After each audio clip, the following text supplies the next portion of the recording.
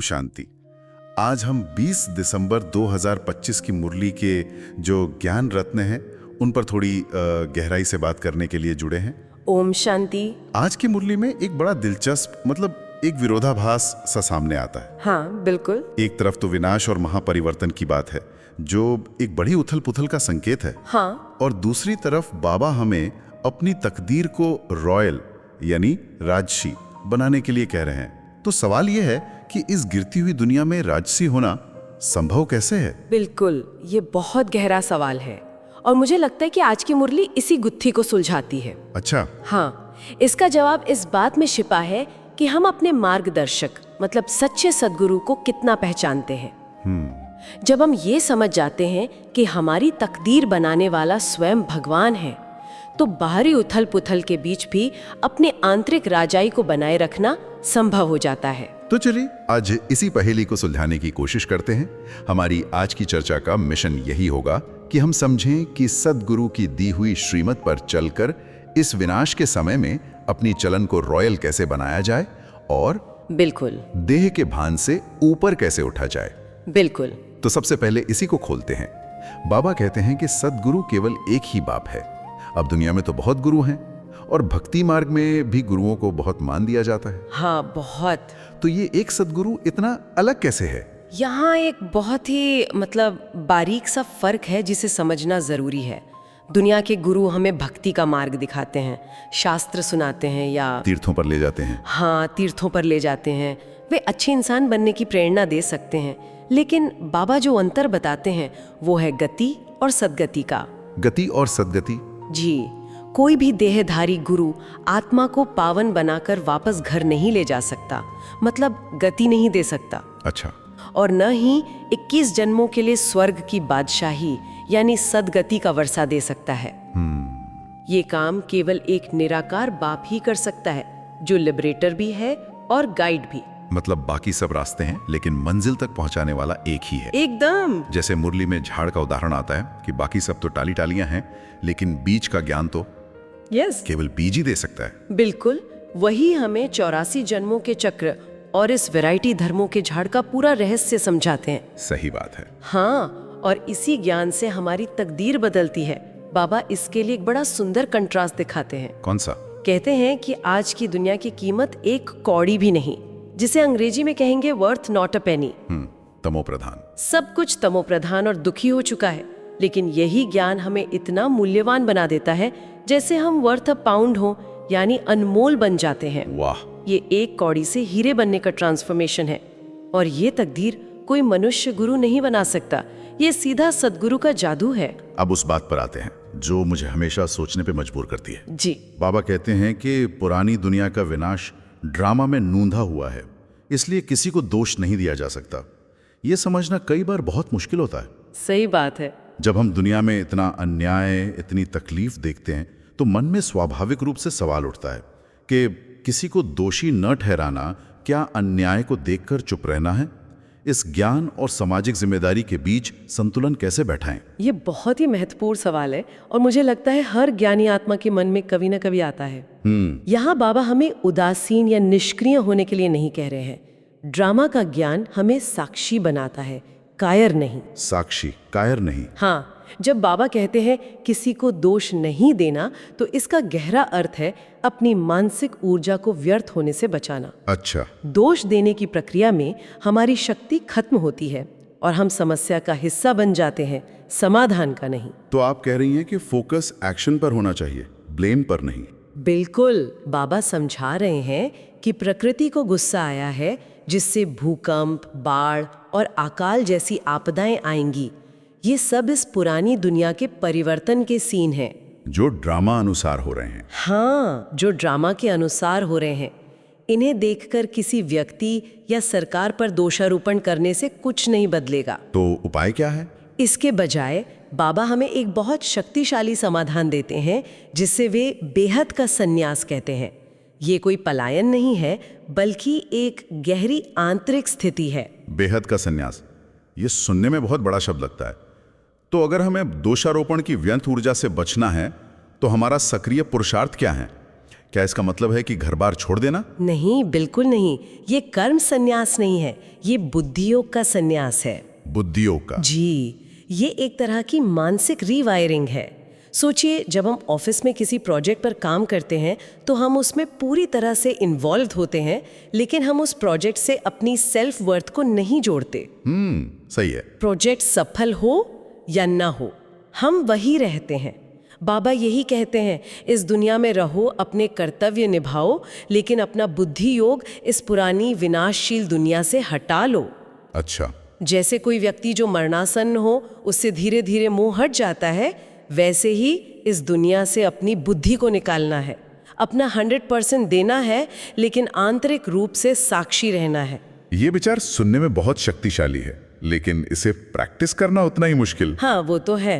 जब बाहर परिवार में या ऑफिस में तनाव हो तो अपना फोकस अपनी आंतरिक स्थिति पर बनाए रखना, ये एक बहुत बड़ा चैलेंज है। निश्चित रूप से ये एक चुनौती है, और यही हमारा पुरुषार्थ है। हमारा काम बाहरी घटनाओं को कंट्रोल करना नहीं, बल्कि उनके प्रति अपने रिस्पॉन्स को कंट्रोल करना है। अच्छा। विनाश तो होना ही है, वो पुरानी दुनिया के परिवर्तन का एक जरूरी हिस्सा है। हमारा काम है उस उथल पुथल के बीच अपनी शांति और स्थिरता की नाव को डुबोने से बचाना। और ये तभी संभव है जब हमारा लंगर एक बाप से जुड़ा हो। एकदम। और शायद यही वो बिंदु है जहां रॉयल चलन की बात आती है। अगर हमारी आंतरिक स्थिति स्थिर है तो वो हमारे बाहरी व्यवहार में भी झलकेगी। बिल्कुल। बाबा कहते हैं हमारी चलन बहुत बहुत रॉयल होनी चाहिए। तो क्या ये सिर्फ अच्छे कपड़े पहनने या मीठा बोलने तक सीमित है? नहीं, अगर हम इस पर गहराई से सोचें तो रॉयल चलन सिर्फ बाहरी व्यवहार नहीं है, ये एक तरह का आंतरिक कवच है। आंतरिक कवच? हाँ, जब बाबा कहते हैं देही अभिमानी बनो, तो वो हमें आज की इस रिएक्टिव दुनिया में इमोशनली इंडिपेंडेंट बनने की कुंजी दे रहे हैं। हमारी रॉयल्टी इस बात में नहीं है कि लोग हमसे कैसा व्यवहार करते हैं, बल्कि इस बात में है कि बाहरी परिस्थितियों के बावजूद हम अपनी आंतरिक शांति और सम्मान को बनाए रखते हैं। मैं इसे समझने की कोशिश कर रहा हूं।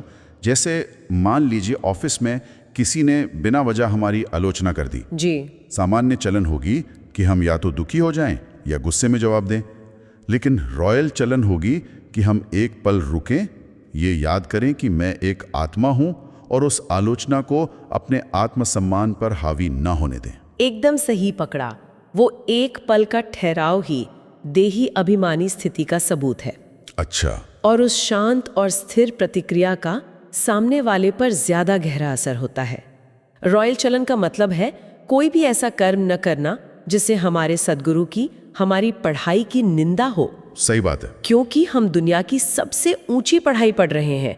हमारी चलन इस पढ़ाई का सर्टिफिकेट है, हमारा चलता फिरता प्रमाण पत्र। और जब सेवा की बात आती है तो अक्सर हम भाषण देने या ज्ञान सुनाने के बारे में सोचते हैं। हाँ, आमतौर पर यही सोचा जाता है। लेकिन मुझे लगता है बाबा का इशारा किसी और गहरी चीज की तरफ है, शायद हमारी स्थिति से सेवा करने की ओर। क्या यही विजयमाला का दाना बनने का रहस्य है? बिल्कुल। विधि बहुत स्पष्ट है, सेवा, और सबसे बड़ी सेवा है अपने समान बनाना। अपने समान बनाना। देते हैं कि वो सर्विस के बिना रह नहीं सकते। सुबह सवेरे बच्चों को पढ़ाने की सर्विस पर आते हैं, लेकिन यह सेवा सिर्फ बोलकर नहीं होती। जब दूसरे हमारे जीवन में उस ज्ञान का प्रभाव देखते हैं, हमारी शांति, हमारी स्थिरता, हमारी रॉयल्टी, तो वे स्वयं ही आकर्षित होते हैं। मतलब हमारी रॉयल चलन ही हमारी सबसे बड़ी सेवा बन जाती है। हाँ, बिल्कुल। तो क्या हम कह सकते हैं कि ये रॉयल चलन ही हमें उस अंतिम स्थिति की ओर ले जाती है जिसका इशारा बाबा ने आज की मुरली में किया है, संपूर्ण व कर्मातीत बनना, जैसे ब्रह्मा बाबा ने अंत में किया? आपने बहुत सुंदरता से दोनों बातों को जोड़ दिया। यही तो लक्ष्य है। अच्छा। कर्मातीत अवस्था का अर्थ है कर्म के बंधन से मुक्त हो जाना। यह तब होता है जब हमारा हर कर्म अकर्म बन जाता है, मतलब उसमें कोई भी देह अभिमान का अंश नहीं रहता। वाव। जैसे साकार ब्रह्मा बाबा ने अंत में केवल ब्लेसिंग देने का पाठ बजाया, उन्होंने अपने कर्मों का खाता पूरा कर लिया और सिर्फ वरदान देते रहे। हमें भी अब उसी स्थिति की ओर बढ़ना है। मतलब अब बोल से परे अपनी स्थिति से अपने नयनों या मस्तक मणि द्वारा शक्तिशाली सेवा करने का समय आ रहा है। और इसकी नींव है हमारी रॉयल चलन। तो अगर किसी को आज की मुरली का सार समझना हो तो वो यही होगा कि अपनी आंतरिक स्थिति को देही अभिमानी बनाकर इतना रॉयल बनाओ कि आपकी चलन ही सबसे बड़ी सेवा बन जाए। बिल्कुल। और यही आपको कर्मातीत अवस्था तक ले जाएगी। बिल्कुल सही। देह के नाम रूप से न्यारा होकर व्यवहार करना और इस आंतरिक खुशी में रहना कि हम सर्वोच्च पढ़ाई पढ़ रहे हैं और फिर इसी खुशी को सेवा द्वारा दूसरों में बांटना। आज का वरदान भी इसी आंतरिक स्थिति को मजबूत करने की बात करता है। निरंतर याद द्वारा अविनाशी कमाई जमा करने वाले सर्व खजानों के अधिकारी भव। ये सुनने में बहुत सुंदर लगता है। और इसका स्पष्टीकरण तो और भी सुंदर है। ये वरदान एक तरह से हमारे आध्यात्मिक इम्यून सिस्टम को मजबूत करने जैसा है। बाबा कहते हैं कि जब आपकी याद निरंतर है तो जीवन के छोटे मोटे कष्ट, मतलब जो वायरस हैं, वो आते तो हैं पर वे आपको बीमार नहीं कर पाते। अच्छा। सुख, शांति, आनंद के खजाने स्वतः ही भरते जाते हैं। और सबसे अद्भुत बात यह है कि अगर कोई कष्ट आता भी है तो वो कांटे की तरह चुभता नहीं, तो बल्कि गुलाब के कांटे की तरह बाप की याद दिलाने का साधन बन जाता है। वाह, मतलब परिस्थिति वही रहती है लेकिन हमारी स्थिति उसे अनुभव करने का तरीका पूरी तरह बदल देती है। एकदम। कष्ट नहीं रहता बल्कि याद का माध्यम बन जाता है, दवाई बन जाता है। हाँ, ये तो सचमुच सर्व खजानों का अधिकारी बनना है। जी। उस स्थिति में कष्ट का अनुभव ही नहीं होता, वो एक सेकंड का खेल लगता है जिसे साक्षी होकर पार कर लिया जाता है। यही अविनाशी कमाई है जो हर कदम में जमा होती है और इसे कोई हमसे छीन नहीं सकता। तो आज की चर्चा से यह स्पष्ट होता है कि सद्गुरु हमें सिर्फ ज्ञान नहीं दे रहे बल्कि हमें भविष्य की बादशाही के लिए तैयार कर रहे हैं। बिल्कुल। पुरानी दुनिया का विनाश उस पुरानी जर्जर इमारत को गिराने जैसा है जहां नया सतयुगी महल बनना है। तो समझदारी इसी में है कि हम गिरती हुई दीवारों से मोह हटाकर अपने नए सुंदर घर की तैयारी में जुट जाएं। बिल्कुल। यह एक परिवर्तन का समय है जहां हमें अपनी स्थिति, अपनी चलन और अपनी सेवा तीनों को एक नए ऊंचे स्तर पर ले जाना है। और हर मुरली हमें इसी पुरुषार्थ के लिए नई नई युक्तियां और शक्ति देती है। और जाते जाते सभी के लिए आज का स्लोगन, जो एक बहुत गहरा विचार भी हमारे लिए छोड़ जाता है। स्नेह रूप का अनुभव तो सुनाते हो, अब शक्ति रूप का अनुभव सुनाओ। ये सवाल सच में हमें अपने अंदर झांकने पर मजबूर करता है।